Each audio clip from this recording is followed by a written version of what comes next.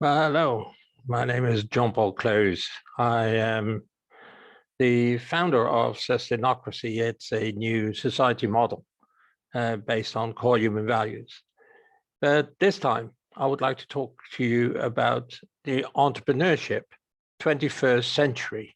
It's a different type of entrepreneurship than we are used to from prior to the 21st century.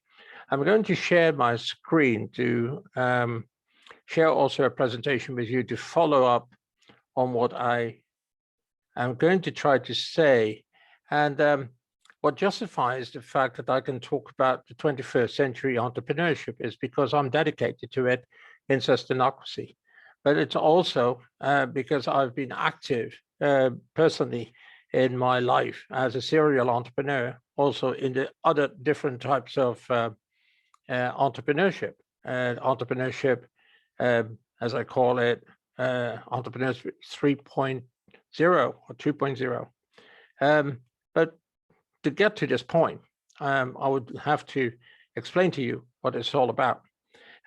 So first of all, just justifying that I do have a little bit of awareness or experience in this particular field, not only because I published a number of books about the issue, but also because I've lived actually through it myself, and I made very in-depth choices in my life to be able to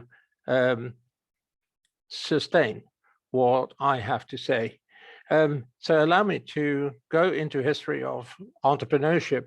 As far as I'm concerned, entrepreneurship, the word entrepreneur is a French word, and it really only means to do something, to undertake something, action. We have distorted that word in our current life era as entrepreneurship being a money-making type of mentality. It's not that I want to really refer to. What I first want to refer to is what entrepreneurship really is, to do something, and hopefully to do something that is good for us and good for everybody. The first step of entrepreneurship, very long time ago, we all have been entrepreneurs really ourselves all the time.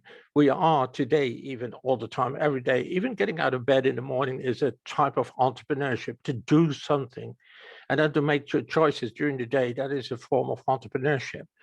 But in order to develop us in the prehistoric times when we didn't have the tools and everything available and inventions that we have today, Entrepreneurship 0.0, the initiating is the original type of entrepreneurship. It is to create tools or to help each other in developing our lives with the possibilities that we had with our surroundings and with the abilities of our community.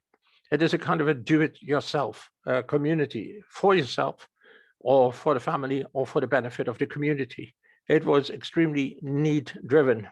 I call this era, which is a very long era from probably for hundreds of thousands of years, the era of the unconscious life. People were living their lives and were doing the best as they could. And we're very happy that they probably invented or could make use of fire, because that was helping them to take away, to cook maybe meals, or to produce different types of food, or to create light in the dark. I'll keep particular animals away.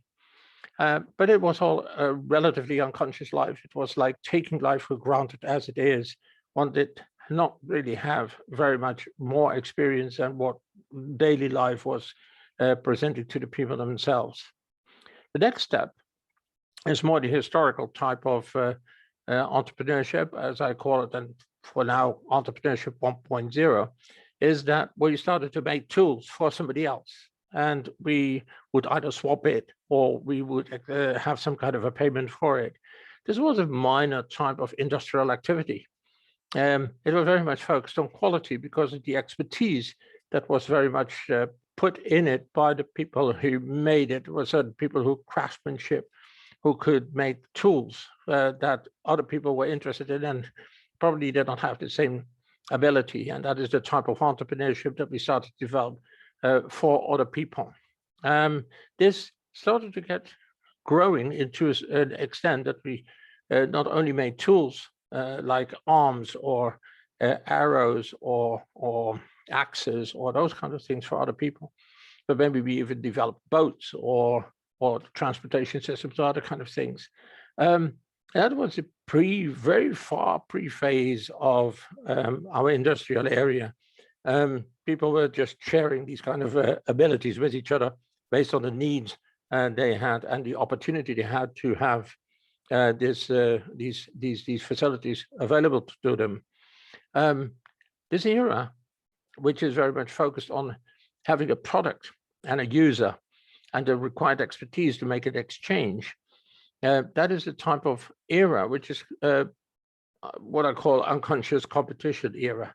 It is a era in which many communities of the humankind started to confront itself because they were growing and they were fighting with each other for the resources that were necessary or simply to extend their territories. The next phase is the phase that we have today, Entrepreneurship 2.0, that was what started somewhere 300-400 years ago, which is the industrial era, which is the era where we started to produce things for everybody else, for everybody. Against payment, money became very important. Big industrial activities with a grade of globalization, very much focused on growth and focused on cost reduction, cost optimization, in order to be able to become profitable as an organization. So we do have an organization here that is very much product oriented. Customers, the more customers you have, the better you can work with cost optimization. So we see an enormous development here based on productivity, which we call then the industrial era, which goes through phases too, because it would rely very much on the type of logistics that we have available to us in order to be able to grow. At the same time, we were seeing that governments were establishing themselves as facilitators for this process, and education was also organized as a function to help the people become productive in these kind of productivity environments as puppets in the factories. Money has become then here the linking pin. It is related to everything. Okay, it produces economic value, which is what we call one value, economic value, but it also produces other kind of things like what we see here in the pictures. This is the type of economy that we expect from this type of entrepreneurship. People working in batches, people doing repetitive work continuously, and maybe even child labor. These kind of things have been occurring in history quite a lot. The type of education is probably geared towards the expectations of work, which is very much geared to factory work, which is repetitive work. Also our other facilities which came up later, like services and even healthcare services, all based on this type of format of repetitive services, which can be economized. The education is then exactly the same. It's geared towards understanding that kind of model. The only thing is that this has particular consequences when it grows. When we see here in the Netherlands, for instance, the last decades, we see that the cost of society has been booming. We base ourselves on 3 taxes. The venture tax, which is over the companies that are speculating and doing profitably well. We have income tax, which is the other tax here, and the VAT tax, which is the consumer tax. And then we have some interest coming in gases, gas recovery that we have in a particular part of the country. In 2004, the cost of society was only 100 billion euros, 100,000 billion euros, which is quite a lot of money. But over only 11 years' time, it triplicated. The cost of society went exponentially much higher. That's because of consequences of this type of lifestyle that we organize with our entrepreneurship. And as I said before, we are all entrepreneurs. Even government is entrepreneur, building up a relationship with the business environment in order to facilitate with roads and logistics, everything, but also to facilitate consumers with accessibility to the centers of town for the shops and those kind of things. So the entrepreneurship is like doing something in an ecosystem that tries to stimulate each other into an economy of growth. But the economy of growth eventually has an economy of cost against it. But it also has a negative economy there too, because that type of economy and that type of entrepreneurship is making use of humankind and is making use of our planet out of self-interest, which means that, as we see here, the amount of pollution and the amount of refugees and people that are getting into severe type of poverty, that is a consequence because of this conscious level of competition. We are trying to take things away from others for our self-interest. We see here the amount of pollution which is being concentrated around industrial areas or logistics areas in Europe. And the amount of pollution is tremendous and has an effect on our well-being. It has an effect on our health as human beings. So one could start questioning all this that is happening today, if this is really contributing to the sustainable excellence or the sustainable existence of the human species in the future. It probably does not, because we are over-consuming, we are destroying our habitat, and we are actually destroying ourselves. So we need a different model, and we need to grow then to entrepreneurship 3.0, which is an entrepreneurship which serves humankind and our planet for the common good. Well, that is a major turnaround. We're not only doing it for ourselves, like Entrepreneurship 0.0, we're doing it not only for others, like Entrepreneurship 1.0, or for the whole world, like Entrepreneurship 2.0. We are servants now, not selling to the people, we are co-creating here. And that is a totally different mindset suddenly, because we have to start taking responsibility for our environment, but also our social society, our social environment, but also ourselves as a biological species. So the values of humankind, society, environment require a transformation economy, an economy where we judge ourselves and our activities against a couple of values, which are or a bunch of values, which are very important to us to survive ourselves. So this is the basis also of Sustainocracy, sustainable human progress and a democracy. We developed the 4 times value, sometimes called 4 times profit principle. That requires the evaluation of our decisions against 4 values, which is the value for the human being in terms of core values, which are listed here, health, for instance, safety, co-creativity, to do it together, to take responsibility together, awareness, requiring the understanding that this is absolutely necessary, because otherwise we won't survive ourselves, and then the core values of our daily and basic needs, which are drinking water, food, healthy air, and warmth, sometimes also called energy, of course. But energy is also a commodity which has been highly economized, but warmth itself has much broader significance, just like health is much more than the absence of disease. Health is not only physical health, it's also mental health, spiritual health. It is rational health in thinking about what is really necessary for us to survive ourselves, to consciously live our lives and share abundance just like nature does among each other. Now, I developed an entrepreneurship 21st century based on this statement, serving humankind and our planet for the common good. Now, we can then make a couple of drawings and say, okay, the basis of our entrepreneurship was the product, the customer, but now it is innovation. We do have to judge everything we do against the 4 values. And then the regional activities, regional health and wellness, but taking responsibility as a community for this. And then we do participative co-creation. We work together to do these kind of things, from a highly ethical point of view towards our environment and our fellow human beings. So we don't want this type of education anymore.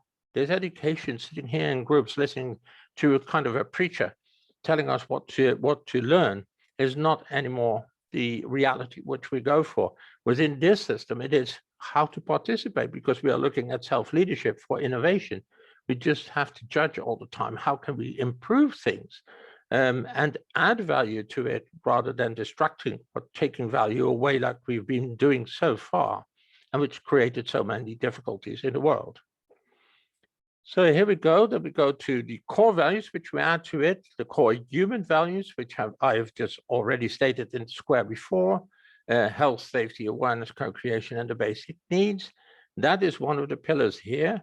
So we have our basic entrepreneurship here, which could be performed by a business authority from a product point of view, but also a government from a policy point of view, or citizens from a behavioral point of view, because we can also change our behavior based on innovation, based on the core values that we need. We can stop smoking, for instance, to improve our health. Well, that is an innovation, value-driven, and it can be participative because we might have our surroundings supporting us doing these kind of things. I've done it here. This is one of the activities that we have with children in nature to learn together about these core values. And at the same time, they learn language and they learn calculus and everything also. So to the economic value, we put another value to it, which is called human values. We continue with that, and we add also the environmental values to this. This is the circular type of usage of material, not killing unnecessarily, taking what we need rather than overtaking, taking too much from our environment, to giving back to the environment without destroying our habitat or the resources, and making use of the resources in an effective way. And the same goes for societal values. Societal values, which means employability or the reduction of cost of society, or the social cohesion that we need among human beings. Those are important factors that we have to take care of within our entrepreneurship.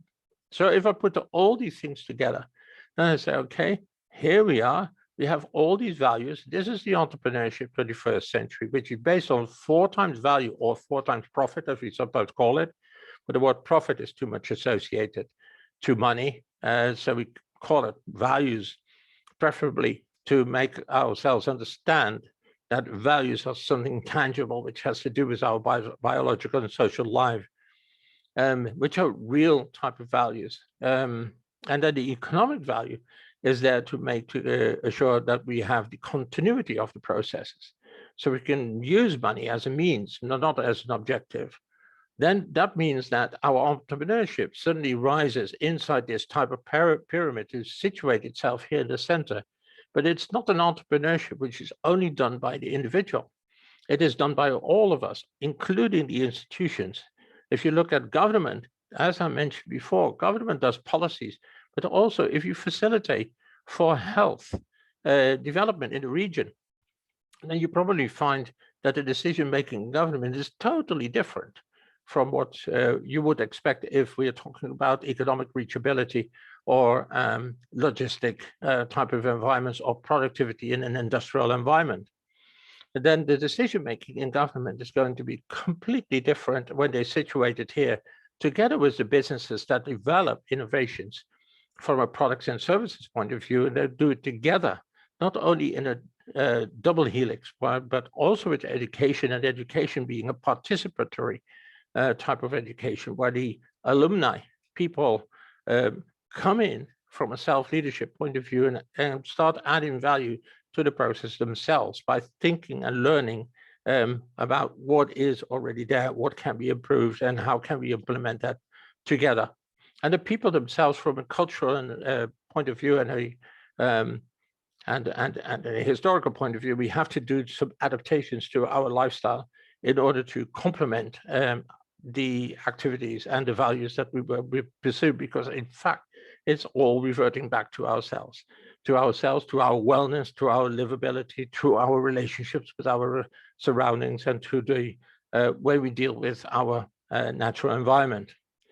This pyramid does not refer to the pyramid where we come from a hierarchical point of view. There are no hierarchies here. The hierarchies are the core values. those are leading. What we need to do is create no hierarchy. We need equality and shared responsibility between the people and all the institutions available or active in a particular region. So summarizing, this is exactly what is going on. So core human values for our future, our society, being in it together with our planet as our single source of resources, and our financial continuity, which is something where we use the money as a means that flows and organizes itself in this particular new ecosystem and new mindset, serving people and serving our planet.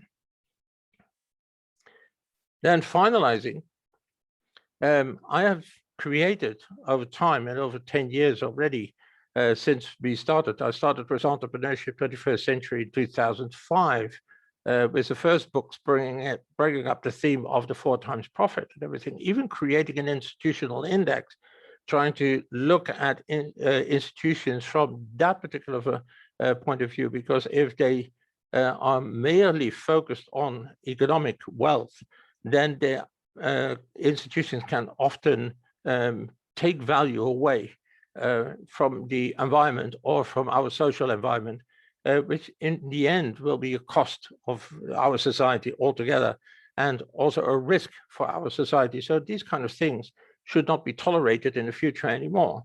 But that it means that we have to accept the 4 times value or 4 times profit type of entrepreneurship together, and start valuing our ecosystem of institutions against those parameters rather than only economics of growth. Areas is a community where municipalities, business, and educational institutions like universities, but also lots of citizens are working together on air quality and human health in a local territory. Fresh is doing the same, but then on a food resilience point of view, creating city farms and all kinds of activities that we connect together in order to feed ourselves with healthy food without pollution, because we want to be able to do these kind of things on a walking distance or bicycle distance without polluting our environment. And also we use no chemicals, we don't use fertilizer, those kind of things, because we are closely interactive with our natural society, but also using techniques and technologies in order to be able to produce those foods, include indoors and also within the city environment. Then there's the School of Talent and Wellness, where we educate all this on a worldwide basis, but it's not a school like a building. It is exactly what I've been saying before. It is a kind of a flock of people who are practicing this continuously and establishing learning schemes together, including the young people, where we take benefit of producing the innovations or thinking of the innovations and requiring extra knowledge in order to implement them or to create them.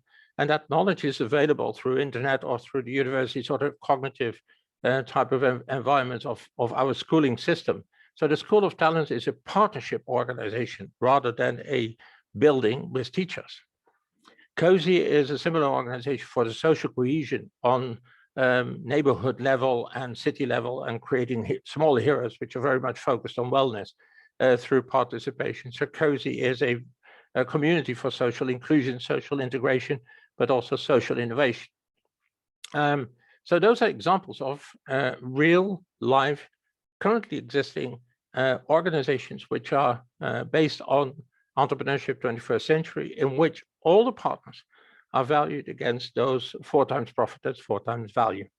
This is being successful and expanding across the world. So what I would like to do is, if anybody is interested in this kind of things, and set up some training environments or show people, including leaders of the entrepreneurial world, current entrepreneurial world, to see how the transformation works within your organization. How can you connect with your local government? How can you connect with your local citizens to be able to do these kind of things that are very much wellness-based? Because in fact, even if we are leading companies, big companies, or small companies, we are still human beings ourselves, and our children are human beings, and our partners are human beings, and our neighbors and our families are human beings. We have to take care of them, and we have to do that through the instruments that we have at hand.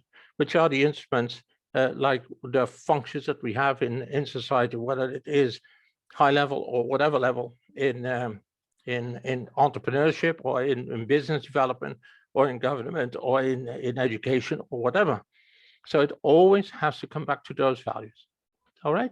So thank you very much. This is the idea we have about entrepreneurship 21st century. The essence is now that we implement it sufficiently in order to be able to make it mainstream.